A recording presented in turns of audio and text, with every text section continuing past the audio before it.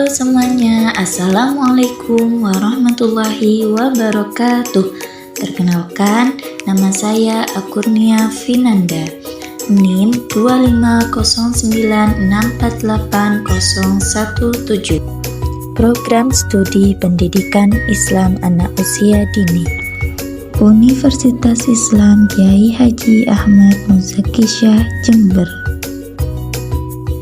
Video ini untuk memenuhi tugas UAS mata kuliah studi Al-Quran. Dosen pengampu Dwi Juli Priyono, MPDI. Ayat-ayat Makkiyah dan Madaniyah. Video ini akan menjelaskan lebih dalam tentang ayat-ayat Makkiyah dan Madaniyah. Yuk kita simak video ini sampai akhir. Bagaimana latar belakang ayat-ayat Makkiyah dan Madaniyah? Latar belakang ayat-ayat Makkiyah dan Madaniyah. Al-Quran bagi kaum muslimin adalah kalam Allah yang diwahyukan kepada Nabi Muhammad SAW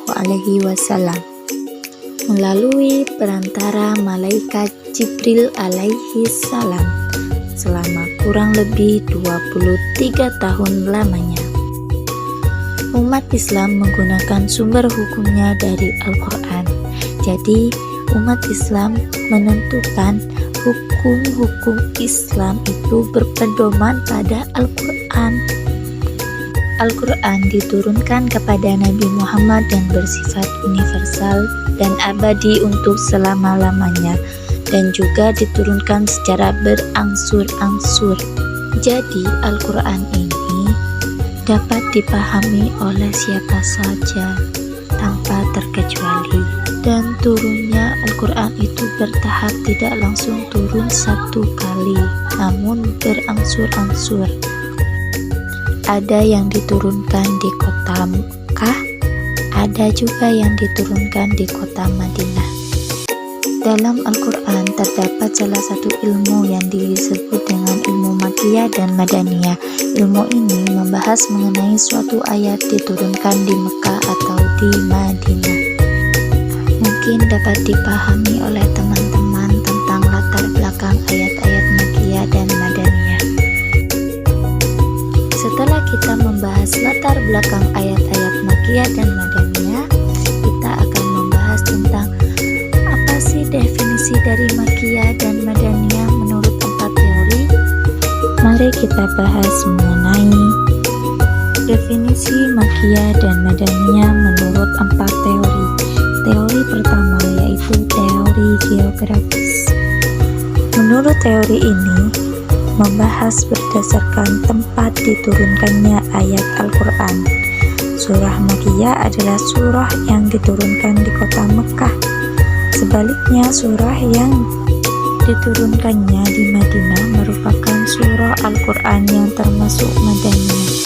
Dalam teori ini memiliki kelebihan dan kekurangan, yaitu kelebihannya adalah hasil dari teori ini diterangkan dengan jelas tentang pengertian Makkiyah dan Madaniyah. Kekurangannya adalah teori ini tidak mencakup semua ayat Al-Quran, karena tidak semua ayat diturunkan di kota Mekah maupun di kota Madinah.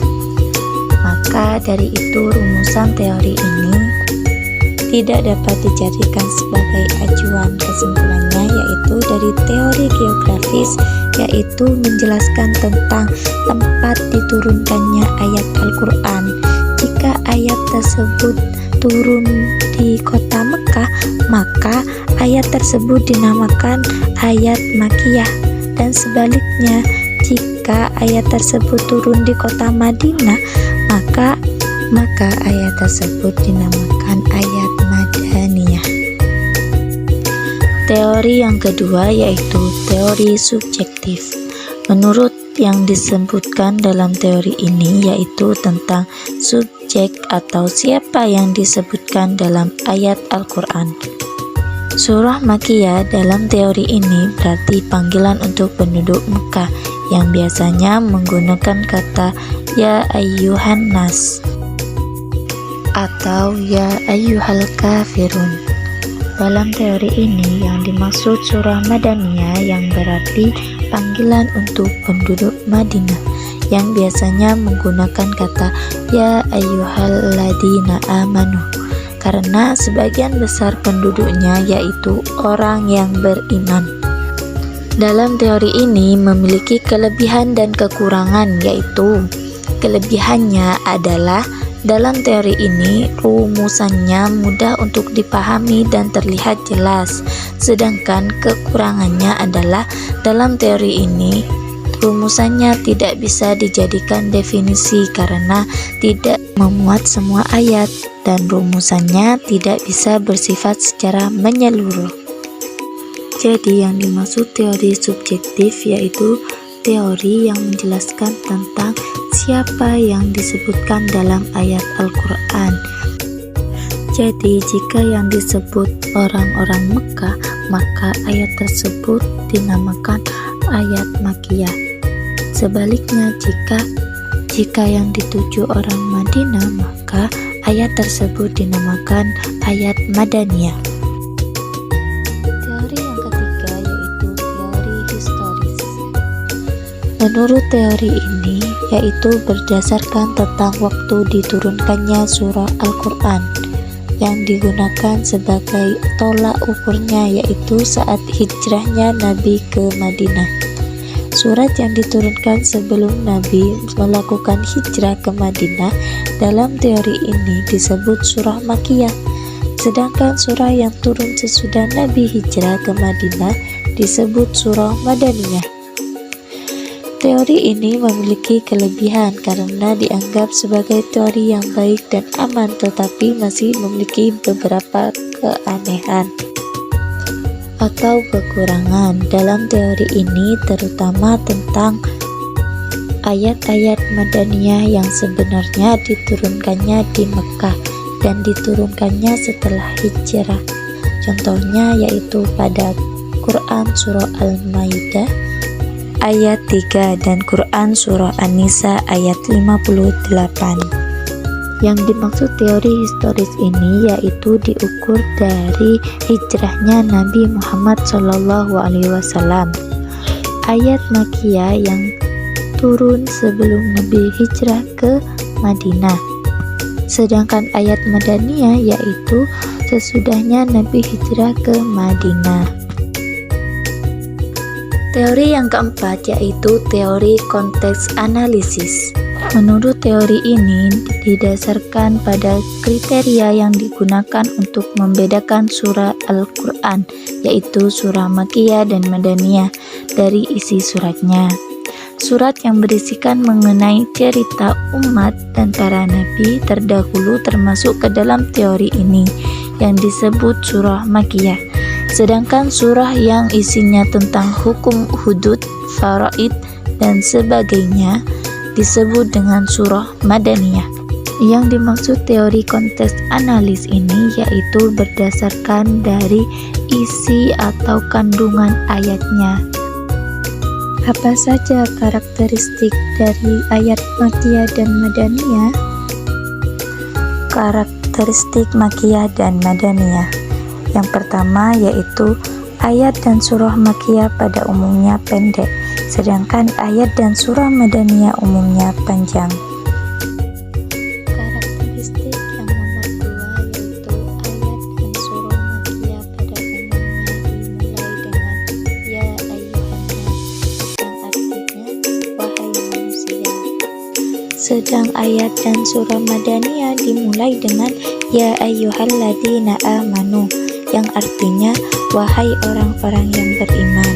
Karena kebanyakan orang-orang Madaniyah orang-orang yang beriman. Sebab itu Allah menurunkan ayat berupa ya ayyuhalladzina amanu ditujukan kepada orang-orang yang beriman. Karakteristik yang nomor 3 yaitu ayat dan surah Makkiyah pada umumnya berbicara tentang masalah ketauhidan. Karena mayoritas orang-orang Makkah masih banyak yang belum beriman dan masih banyak orang-orang Makkah yang belum masuk agama Islam, Sedangkan ayat dan surah Madaniyah pada umumnya berbicara tentang kemasyarakatan, agar mereka memahami hubungan sosial dan saling menjaga satu sama lain. Ada berapa macam dasar penetapan Makkiyah dan Madaniyah? Dasar penetapan Makkiyah dan Madaniyah yaitu ada dua macam. Yang pertama yaitu dasar aglabiyah, yaitu mayoritas. Menurut dasar penetapan ini, suatu surah bila mayoritas ayat-ayatnya adalah Makkiyah, maka surah tersebut disebut Makkiyah. Demikian juga sebaliknya. Jika suatu surah bila mayoritas ayat-ayatnya adalah Madaniyah, maka surah tersebut disebut Madaniyah. Dasar penetapan yang nomor 2 yaitu dasar tabi'iyah, yakni komunitas. Suatu surah yang didahului dengan ayat-ayat yang turun di Mekah sebelum hijrah sebagai surah Makkiyah. Begitu juga sebaliknya, jika suatu surah yang didahului dengan ayat-ayat yang turun di Madinah, yakni setelah Nabi hijrah, maka surah tersebut berstatus sebagai surah Madaniyah. Apa saja sih macam ayat Makkiyah dan Madaniyah? Yuk kita simak penjelasannya. Macam ayat Makkiyah dan Madaniyah yaitu pertama, surah Makkiyah yang seluruh ayat-ayatnya Makkiyah ada 58 surah yang berisi 2074 ayat seperti surah Al-Fatihah, surah Yunus, surah Al-Anbiya, surah Al-Mu'minun, surah An-Naml, surah As-Sad, surah Al-Fatih, dan surah-surah pendek pada juz 30 kecuali surah An-Nasr. Selanjutnya yaitu surah Madaniyah yang seluruh ayat-ayatnya pun Madaniyah. Seluruh surahnya berjumlah 18 surah yang berisi 737 ayat. Contohnya surah Ali Imran, surah An-Nisa, surah An-Nur, surah Al-Ahzab, dan lain-lainnya. Macam Makkiyah dan Madaniyah selanjutnya yaitu surah-surah Madaniyah yang berisi ayat Makkiyah. Hanya terdapat 6 surah, yaitu surah Al-Baqarah, Al-Ma'idah, surah Al-Anfal, surah At-Taubah, surah Al-Hajj, dan surah Muhammad. Macam ayat Makkiyah dan Madaniyah selanjutnya yaitu surah Makkiyah yang berisi ayat Madaniyah berjumlah 32 surah yang terdiri atas 2669 ayat seperti surah Al-An'am, surah Al-A'raf, surah Hud, dan sebagainya. Mungkin itu saja yang dapat saya jelaskan tentang macam ayat Makkiyah dan Madaniyah.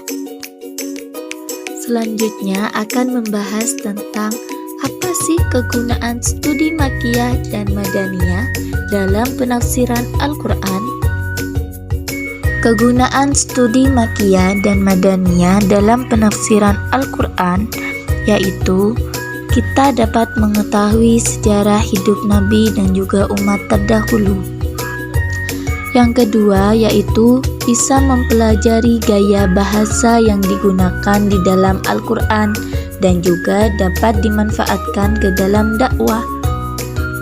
Yang terakhir yaitu kita dapat mengetahui bagaimana sejarah penurunannya suatu surah itu.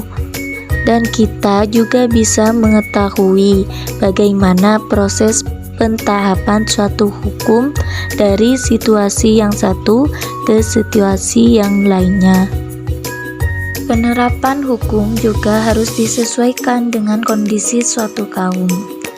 Karena kondisi kejiwaan dan karakter antara satu kaum yang satu dengan kaum yang lainnya itu tentunya juga berbeda. Kesimpulan, ayat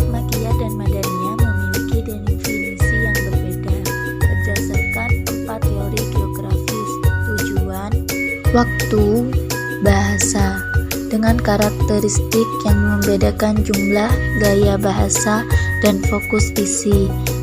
Klasifikasinya ditetapkan melalui riwayat, ijma ulama, dan analisis teks, serta dibagi menjadi beberapa macam berdasarkan periode penurunan. Studi keduanya sangat penting untuk memahami dan menafsirkan Al-Quran dengan tepat, menghindari kesalahpahaman, dan menerapkannya sesuai konteks. Saran 1. Pelajari 4 teori definisi secara menyeluruh untuk mendapatkan pemahaman komprehensif. Saran yang kedua yaitu identifikasi karakteristik pembeda secara cermat saat menganalisis ayat. Yang ketiga, gunakan sumber riwayat dan tafsir terpercaya sebagai dasar klasifikasi. Yang nomor 4, kenali macam-macamnya untuk memahami perkembangan ajaran dalam Al-Quran.